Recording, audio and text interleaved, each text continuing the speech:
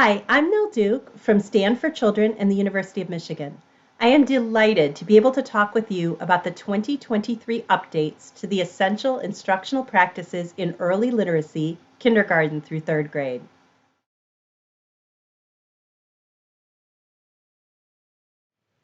We also made a number of changes to Essential Practice 5. One thing we did was we responded to a request to give another example of something you would focus on early in development. So we added decoding and spelling simple words and gave the example of consonant, short vowel consonant, or CVC words. We also just added a little clarifying phrase in children's development, and we added the phrase or consonant clusters because blends are sometimes known as consonant clusters, two different ways of saying the same thing. So we added that as well for clarity. A little further down in that paragraph, you'll see that we added that we would not only teach common spelling patterns, but also less common spelling patterns, especially as we get into second and third grade. And we removed the phrase phonograms because that was just confusing there, given that there are other phonograms in the paragraph besides the ones just listed there.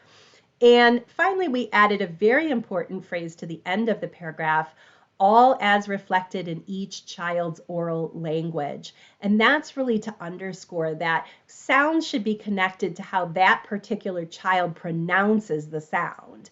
And that's going to be influenced by many aspects of the child's linguistic background, including individual differences, including geography, and so on. So we added that important phrase. We added an entire sentence here with instruction fosters flexibility in children. And we explained why, given that in English there are often multiple ways to spell a given sound and multiple sounds that any given spelling can represent. There is considerable research on fostering flexibility and avoiding unjustified rigidity in the ways in which we teach patterns in English, helping children pretty early on to understand the complexity of that. So we added to the endnotes 2 studies published since 2015 that speak to this issue of fostering flexibility, or many people know this as set for variability or set for diversity when we are teaching English orthography. We added as well some changes to the sentence about high frequency words. We added a clarification that when we said in 2016 and say again now, full analysis of letter sound relationships within the words, when we're talking about full graphophonemic analysis, that means not teaching by sight or memory. So just added that just to underscore the point.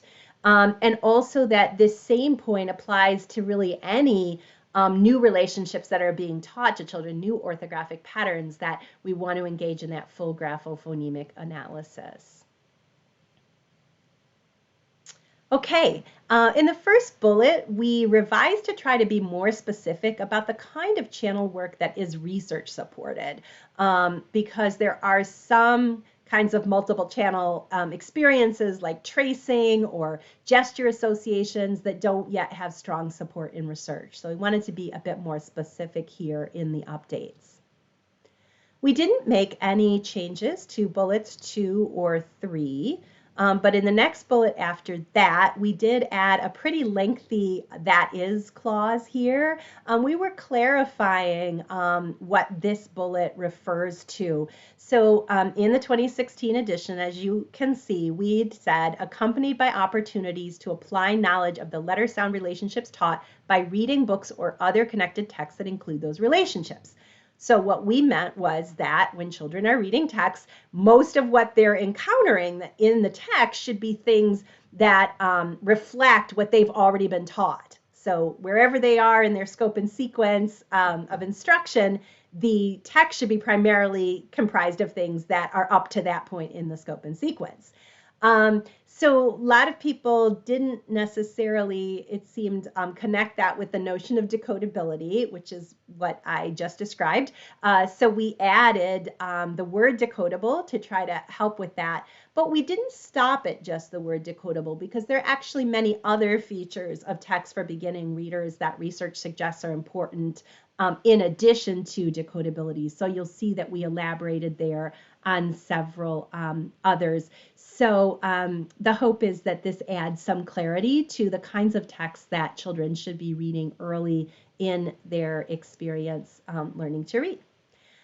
And then finally, in the last bullet, we changed the term cueing children to prompting children.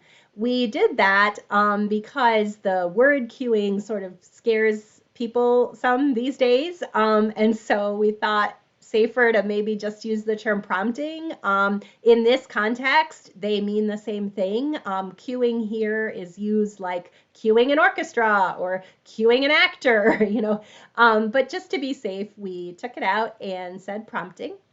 And finally, we added a parenthetical clarification about what monitoring for meaning means. We had some questions and there was some apparent confusion about that. So we went ahead and explained what it means to monitor for meaning briefly at the end of that bullet.